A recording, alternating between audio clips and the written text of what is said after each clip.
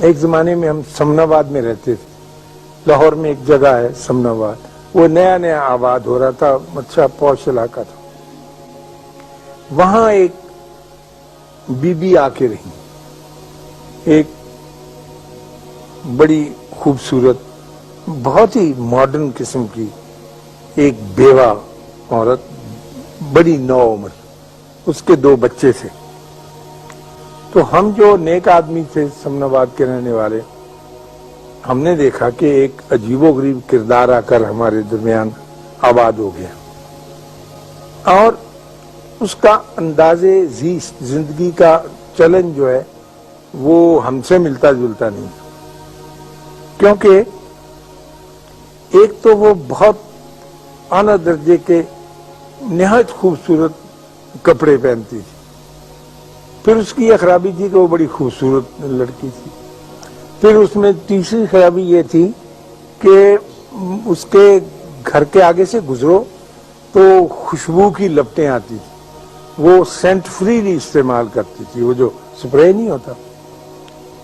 اس کے جو 2 بچے تھے خواتین و حضرات، وہ گھر سے باہر بھاگے پھرتے ہوتے تھے عام جگہوں پر، اور کھانا گھر پہ نہیں کھاتے تھے، لوگوں کے گھروں میں چلے جاتے تھے، اور لوگ ان کو کچھ دے بھی دیتے تھے اور وہ کھا بھی لیتے تھے. یعنی گھر کی زندگی سے ان کی زندگی کچھ کٹ اپ تھی. اور یہ ہم نے دیکھا کہ اس خاتون کو کچھ عجیب و غریب قسم کے مرد بھی ملنے آتے تھے. یعنی ان کی گاڑی، مثلا جو گھر کا عزیز اسرار، اس کی گاڑی کا نمبر آپ جان جاتے ہیں، ان کے ہاں مختلف نمبرز کی گاڑیاں آ کے کھڑی ہوتی تھی. پھر ایک آدمی وہاں گیا ہے، وہ نکلا، پھر دوسرا. تو ظاہر ہے ہم جیسے بھلے آدمی تو کوئی اچھا نتیجہ نہیں نکال سکتے. وہ ان کے بارے میں ہم ایسا ہی رویہ تھا جیسا اب آپ کو میں یہ کہانی سنا رہا ہوں، تو آپ کے دل میں بھی لا مالا یہی خیال آتا ہے کہ ایسے لوگ.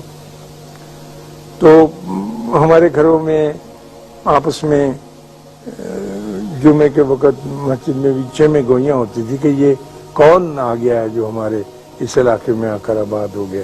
مزیدار بہت محنت اور توجہ سے اس قسم کے چمٹی سے گیدڑ نکالتے رہتے. تو ایک دن وہ گئی، اچھا، اور لیٹ کے صوفے کے اوپر میں دیکھتا تھا، کھڑکی تھی بڑی ساری جو گھروں نے لیا، وہ ناول جاسوسی پڑھتی رہتی، کوئی کام نہیں کرتی تھی یار، کوئی چولہا چونکا ہو. بچے اس کے بچوں کو کئی دفعہ کہتی تھی کہ نکل جاؤ نکل جاؤ. تو ایک دن وہ گر گئی سبزی کی دکان پر، تو اٹھا کے لوگوں نے چھینٹے وینٹے مارے تو لا کے رکھا. تو 3 دن کے بعد وہ فوت ہو گئی، اچھی صحت میں چل.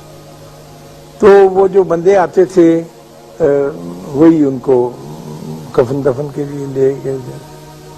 تو پتہ چلا کہ وہ ایک جو بندہ ان کے ہاں آنے والا تھا وہ ان کا فیملی ڈاکٹر تھا، جو اس کی حفاظت پر، دیکھ بھال پر مامور تھا.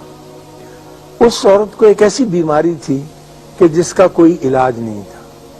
کینسر کی ایسی خوفناک صورت تھی سکن وغیرہ کی کہ اس کے بدن سے بدبو بھی آتی رہتی تھی، جسم پر زخم ایسے تھے، اور اسے سپرے کرنا پڑتا تھا اپنا، تاکہ کوئی قریب کھڑے یا وہ نکلے تو اس کو تکلیف نہ ہو.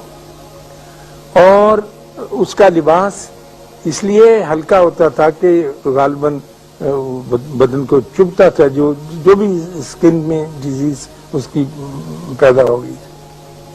دوسرا اس کے گھر آنے والا اس کا وکیل تھا، جو ہر دوسرے دن آتا تھا، جو اس کی نگہبانی کرتا تھا اس کے حقوق کی، اور جو اس کا خاوند مقرر کر گیا تھا جو اس کے پیسے لا کے دینے.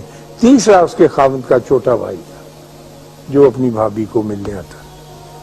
تو ہم نے اس سے یہ اندازے لگا لیے جو میں نے آپ کے سامنے بیان کیے، اور اس نیک پاک عورت کو جب اس پہ دورہ پڑتا تھا تو وہ بچوں کو دھکے مار کے باہر نکالتی تھی، باہر جا کے کھیلو، باہر جا کے، اور تڑپنے کے لیے وہ اپنے دروازے بند کر کے اندر جاتی.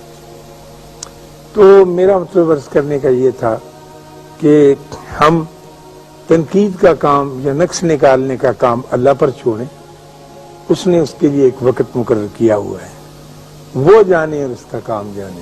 ہم اللہ کا بوجھ اپنے کندھوں پر نہ اٹھائیں، کیونکہ اس کا بوجھ اٹھانے سے آدمی سارے کا سارا چبا ہو جاتا ہے، چبا سمجھتے ہیں، کمزور ہو جاتا ہے، مر جاتا ہے۔ اللہ آپ کو آسانیاں عطا فرمائے اور آسانیاں تقسیم کرنے کا شرف عطا فرمائے۔